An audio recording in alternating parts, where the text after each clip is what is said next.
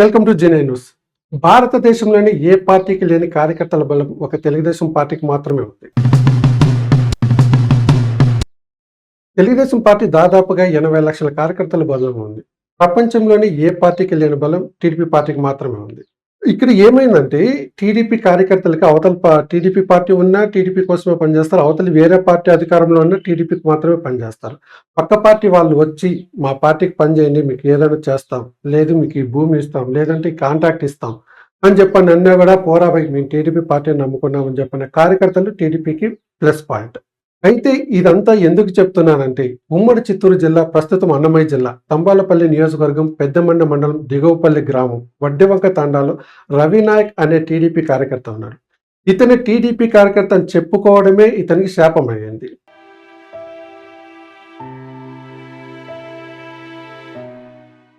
ఇక్కడే అసలు విషయం చెప్పాలి. ఈ రవినాయక్ అనే వ్యక్తి 2017 నుంచి ఫీల్డ్ అసిస్టెంట్గా వర్క్ చేసేవాడు. ఇలా జాబ్ చేసుకుంటూ టీడీపీ పార్టీ కార్యకర్తగా, గ్రామ సభ నాయకుడిగా కూడా పనిచేసేవాడు. దిగువతాండ దగ్గర ఉన్న సర్వే నెంబర్ 8లో 90 ఎకరాల గయాలు ల్యాండ్, అంటే సాగుకు పనికిరాని భూమి ప్రభుత్వ ఆధీనంలో ఉంది. అయితే ఈ భూమి ప్రజలకు పట్టాలు ఇప్పించాలని రవి అందరి దగ్గరికి వెళ్ళి అప్లికేషన్ ఇచ్చేవాడు. ఇదంతా ఉండగా 2019లో టీడీపీ పార్టీ ఓడిపోయిన తర్వాత ఇతనికి కష్టాలు మొదలైనాయి. వైసీపీ పార్టీ వచ్చిన తర్వాత మా పార్టీలోకి రండి అని చెప్పని ఎమ్మెల్యే మనుషులు కానీ కొంతమంది ఇతన్ని ఇబ్బంది పెట్టడం మొదలెట్టారు. అయితే ఈ రవినాయక్ 90 ఎకరాల భూమి రెవెన్యూ డిపార్ట్మెంట్ దగ్గరికి వెళ్ళి, అందరి దగ్గరికి వెళ్ళి అప్లికేషన్లు ఇచ్చి, సర్వేలు చేపించి ప్రజలకి ఇవ్వండి, ఇది సాగు పనికిరాని భూమి, మేము సాగు చేసుకుంటాము, ఈ సదరం చేసి సాగు చేసుకుంటాము అని చెప్పని ఒక ఫైల్ తయారు చేసి పెట్టారు. వైసీపీ ప్రభుత్వం వచ్చిన తర్వాత ఇతనికి ఫీల్డ్ అసిస్టెంట్గా జాబ్ తీసేశారు. తీసేసిన తర్వాత ఈ వ్యక్తి ద్వారకానాథ్ రెడ్డి దగ్గరికి వెళ్ళి, అన్న ఎందుకు మా జాబ్ తీసేశారంటే, ద్వారకానాథ్ రెడ్డి గారు మంచి ఉద్దేశంతోనే లేదు లేదు బాబు, నీ జాబ్ నీకు ఉంటుంది, మీరు వెళ్ళి చేసుకోండి అని చెప్పి పంపించేశారు. అయితే ఆ ఊరి దిగువపల్లి గ్రామం సర్పంచ్ యుగంధర్ రెడ్డి అనే వ్యక్తి ఇతని మీద పగ పంచుకొని ఇతనికి ఏ వర్కులు కాకుండా చేసేవాడంట.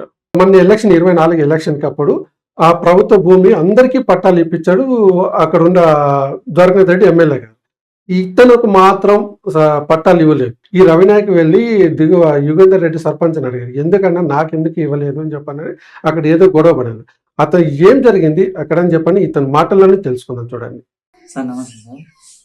చంద్రబాబు సార్కి నమస్కారం, లోకేష్ సార్కి నమస్కారం సార్. అయితే నేను ఒక ఫీల్డ్ అసిస్టెంట్గా పనిచేస్తున్నాను సార్. 2017 నుంచి 21 దాకా పనిచేశాను సార్. అప్పటి నుంచి గ్రామ కమిటీ అధ్యక్షునిగా టీడీపీ గవర్నమెంట్కు పార్టీకి పనిచేసుకుంటూ వస్తున్నాం సార్. అయితే మధ్యలో పంచాయతీ ఎలక్షన్లు వచ్చాయి సార్. పంచాయతీ ఎలక్షన్ వస్తానే సర్పంచ్కి గెలిపించడానికి కష్టపడ్డాను సార్. అతను న్యూట్రల్గా ఉన్నాను సార్. అతనికి కూడా పార్టీ పరంగా నేను కష్టపడి అతన్ని గెలిపించాను సార్. అతను గవర్నమెంట్ మారుతానే వైసీపీలోకి వెళ్ళిపోయాడు. వైసీపీలోకి వెళ్ళిపోయినాక అతను చాలా ప్రెజర్ చేశాడు సార్ నన్ను కూడా వైసీపీలోకి రమ్మని. అయినా నేను వైసీపీలోకి పోలేదు సార్. అయితే ఫీల్డ్ అసిస్టెంట్ తీసేయడానికి కారణం తీసేసాను సార్. మళ్ళా తీసేసినాక మేము మా వాళ్ళంతా దొరకనాడు సార్ ఇంటికాడికి పోయారు సార్. మా వాళ్ళంతా ఒక 100 మంది పోయారు. ఇవో సర్పంచ్ వాసవి అని యుగంధర్ భార్య సార్.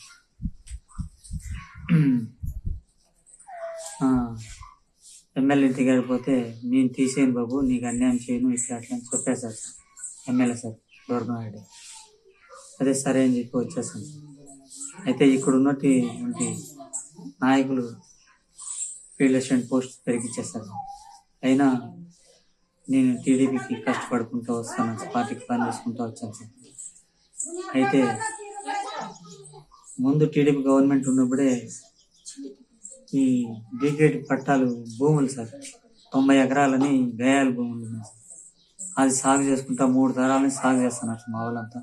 70 ఇండ్లు ఉన్నాయి, వాళ్ళంతా సాగు చేస్తున్నారు సార్. ఆ భూమిని టీడీపీ గవర్నమెంట్లోనే సర్వే చేసి ఫైల్ చేసి రెడీగా నా దగ్గర పెట్టినాం సార్. గవర్నమెంట్ మారేళ్ళకి, వైసీపీ గవర్నమెంట్ వచ్చేళ్ళకి ఆ ఫైల్ నా దగ్గర నుంచి సర్పంచ్ తీసుకెళ్ళాడు సార్. యుగేందర్ రెడ్డి అనే అతను తీసుకెళ్ళి ప్రజల దగ్గర అందరి దగ్గర నుంచి 3,000 డబ్బులు వసూలు చేసుకున్నారు సార్. రాయచోట్లో ఉన్న వాళ్ళ కడపలో ఉన్న వాళ్ళ దగ్గర, తిరుపతిలో ఉన్న వాళ్ళ దగ్గర 5,000, కడపలో ఉన్న వాళ్ళ దగ్గర 10,000 అలా చేసుకుని ఆ ఫైల్స్ అన్నీ రెడీ చేసి వైసీపీ గవర్నమెంట్లో పట్టాలు ఇచ్చారు సార్. అప్పట్లో నేను అడిగాను సార్, ఈ ఎలక్షన్ ముందు 2 నెలలు ఉండగా సర్పంచ్ మా ఊరికి వస్తే మా ఇంటి ముందర అడిగాను సార్. నేను అడిగితే ఆయన సమాధానం ఇవ్వకుండా వెళ్ళిపోయాడు సార్. అయితే మా వాళ్ళందరికీ ఇచ్చేటప్పుడు నాకెందుకు నన్ను మాత్రమే ఎందుకు తీసేశారు నా ప్రశ్నించాను సార్ మా వాళ్ళందరి ముందరే. అదే కక్ష కట్టి ఎలక్షన్ తర్వాత వాళ్ళు గ్యాలూడ్ నుంచి వస్తూ ఉండగా వాళ్ళ ఊరి దగ్గరగా కక్ష కట్టి దాడి చేసి మరీ కొట్టి 3 కిలోమీటర్ల అవతల వేసారు సార్. పట్టాలు ఇచ్చేటప్పుడు నా పేర్లు ఇద్దరివి మాత్రమే తీసేశారు సార్. తీసేస్తే మాకు ఎందుకు రాలేదని అడిగాను సార్, అంతే సార్. ఆయనకు నాకు ఎలాంటి కక్షలు కానీ గలాటాలు కానీ ఎలాంటివి ఏమి కక్షలు లేవు సార్. ఆ పార్టీ అధ్యక్షులు పెద్దోళ్ళ నాయకులందరినీ పెద్దోళ్ళు మినిస్టర్లందరినీ కలిసాను సార్. మా వాళ్ళందరూ పిలిచిపోయి కలిసాం సార్. డిఎస్పీ దగ్గరికి వెళ్ళారు సార్. డిఎస్పీకి కంప్లైంట్ చేశాం సార్. ఎస్పీకి కూడా కలిసాం సార్. ఎస్పీకి కూడా కంప్లైంట్ ఇచ్చాం సార్. గుమ్మడి సంధ్యారాణి మేడం దగ్గర నుంచి లెటర్ తీసుకొచ్చి ఎస్పీకి ఇచ్చి మరీ కలిసాం సార్. అక్కడి నుంచి కూడా రెస్పాన్స్ కాలేదు సార్. మళ్ళీ తర్వాత ఈ పండగ సందర్భంగా టెంకాయల పండుగ ఏదో వచ్చింది సార్ మధ్యలో. ఆ పండగ టైంలో డిఎస్పీ గారే ఫోన్ చేశారు సార్. ఫోన్ చేసి పిలిపించారు సార్. పిలిపిస్తే పోయాం సార్. నేను మా భార్య పోయాం సార్. పోతే అక్కడ విచారించాలా ఇట్లా అట్లా అని చెప్పి ఏం విచారించకుండా నీ దగ్గర బట్టలు ఉన్నాయంట కదా, నీకు దాడి చేసినప్పుడు ఆ బట్టలు ఎత్తుకురామని చెప్పి పంపించేశారు సార్.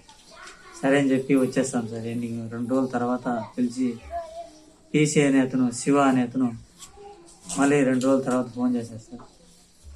ఎత్తుకుపోయి ఆఫీస్లో మళ్ళా డిఎస్పీ అది సబ్మిట్ చేస్తాం సార్. ఏం విషయం అంటే డిఎస్పీ సార్తో అడిగాను సార్, నేను ఎందుకు సార్ బట్టలు తీసుకుంటున్నారు ఇట్లా అట్లా అని అడిగితే, కేసు కడుతున్నాను, మిగతా వాళ్ళు ఏదో పేర్లు చెప్పారంట కదా మీరు ఇద్దరిది, వాళ్ళది కూడా కేసు కంప్లైంట్ చేసి కేసు కడుతున్నాను ఇట్లా అట్లా అని చెప్పారు సార్. మళ్ళీ 2-3 రోజుల తర్వాత నేను ఫోన్ చేస్తాను సార్. రిక్వెస్ట్ చేసి మరీ ఫోన్ చేస్తాను సార్ డిఎస్పీ సార్. బాబు నేనేం లాయర్ కాదు, జడ్జి కాదు అనేసి చెప్పేశారు సార్. సరే అని చేసి గమ్మునైపోయాను సార్. అది సార్ విషయం. మళ్ళీ లోకేష్ సార్తో కలిసాను, గుమ్మడి సంధ్యారాణి మేడంతో కలిసాను. అక్కడ ఎక్కడే కానీ నాయకులతో కలిసినా కానీ న్యాయం జరగలేదు సార్. నేను కేవలం టీడీపీ కార్యకర్తని సార్.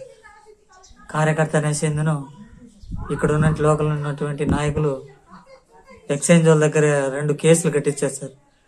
పరారైనా సార్. నేను నెలన్నర ఇంట్లో లేకుండా అడవి నుంచి తిరిగి 1 రోజులు మళ్ళీ కానీ ఎక్స్చేంజ్ సిఐ మేడము 4 గంటలకు వచ్చి ఇంటి ముందర వచ్చి టీడీపీ రవీంద్ర నాయక్ అనేసి ప్రెజర్ చేసి మరీ కేసు కట్టింది సార్. నేను సారాయి వండింది ఆమెకు తెలియదు, సారాయి అమ్మింది ఆమెకు తెలియదు సార్. మళ్ళీ కానీ అతను మేడము, ఎక్స్చేంజ్ మేడము చాలా ప్రెజర్ చేసి మరీ కేసుకు పిలిచింది సార్.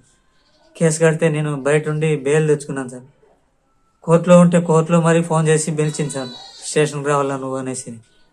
చాలా బెదిరింపులు చేసింది సార్ మేడం కూడా. చాలా దారుణంగా విమర్శిస్తున్నారు సార్ అప్పటికే. అయినా నేను పార్టీకి కష్టపడుతూ వస్తున్నాను సార్. ఇప్పటికైనా సార్ స్పందిస్తారని చూస్తున్నాను సార్. 2 మీద ముసలోళ్ళ మీద కేసు కట్టి నాన్ చేశారు కానీ వయసులో ఉండేవాళ్ళ మీద కేసే కట్టలేదు సార్. 4 మీద కంప్లైంట్ చేస్తే వయసులో కొట్టిన వాళ్ళ కన్నా వాళ్ళ మీద కేసు కట్టలేదు సార్.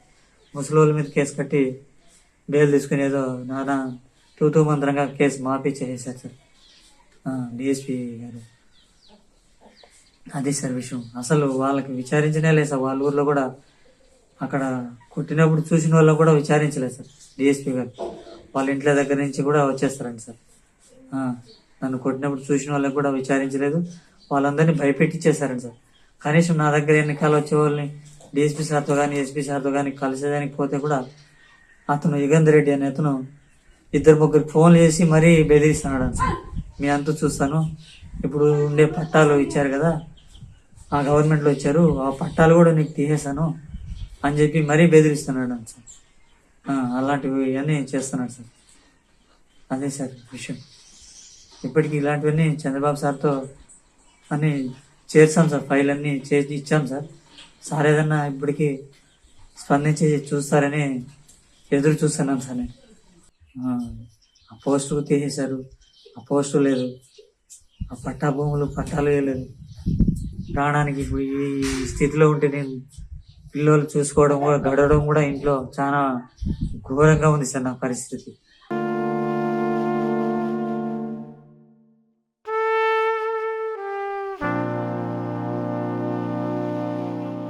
అన్యాయంగా దుర్మార్గంగా ఆడుకుంటున్నాడు. ఆడనే పడిపోయినాడు. పడిపోయిన తర్వాత 3 కిలోమీటర్ల దూరం పోయి వీళ్ళు ఎవరెవరు వేసినారు మాకు తెలియదు. ఆ దారి రోడ్డు నుండి పోయలేదు, ఈ అడ్డదారిని పోయి వేసేసి ఒకవేళ ఇంటిని పోసి చంపేసినట్టు పీడపోయిందిదా. ఆ 4 బిడ్డలు బాబు ఇంటిని పోసి వాళ్ళ భార్య ఇంటిని పోసిస్తే వాళ్ళు వాడిని చంపేసినట్టు పీడపోయిందిదా. ఏమి ఘోరం సార్ మాది, భలే ఘోరం. ఒకేసారి చంపేస్తే బాగుండు కదా సార్. చంపేసి మాకు 4 బిడ్డలు, ఒక బాబు అనాది సార్. గ్యాలెట్కి పెట్టే నాకు బాగుంటుంటే చూపించుకొని వస్తాడా, వాళ్ళు ఇద్దరు నాకు కాసుకొని ఉండారు. భలే ఘోరం పెట్టినారు సార్ నా కొడుకుని. ఆడ ఇంటికాడ కొట్టిండి, ఇది కాక ఆడపోయి పారేసి ఆడ కూడా కొట్టినారు సార్. భలే ఘోరం పెట్టినారు. ఈ బిడ్డలు చూస్తే నేనే కాపాడుతాడా సార్. భలే ఘోరం పెట్టినారు సార్. 3 నెలల నుండి ఇంట్లోనే పడి ఉన్నాడు సార్. అన్నం తినడు, ఏం తినడు, అట్లే ఉన్నాడు సార్.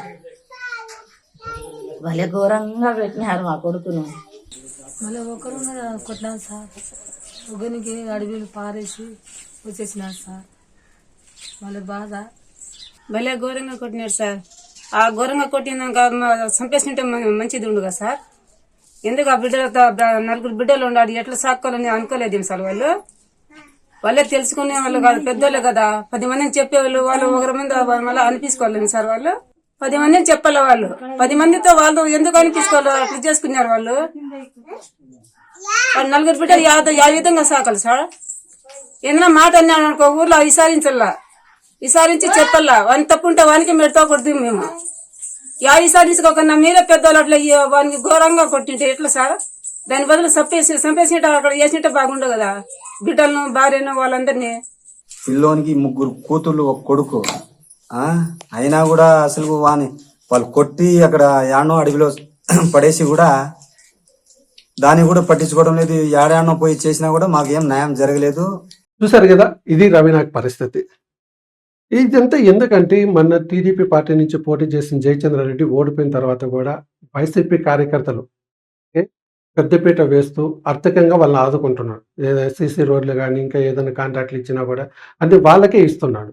కానీ వాళ్ళ ఆర్థికంగా ఎదగబట్టి టీడీపీ కార్యకర్తల మీద దాడి చేయమని చెప్పడానికి ఇస్తున్నాడు. ఏమిటో తెలియదు కానీ ఈ విషయం పార్టీ పెద్దలు గుర్తించి ఇతను రవినాయక్ కొద్ది న్యాయం చేస్తారని చెప్పని ఆశిస్తున్నాను.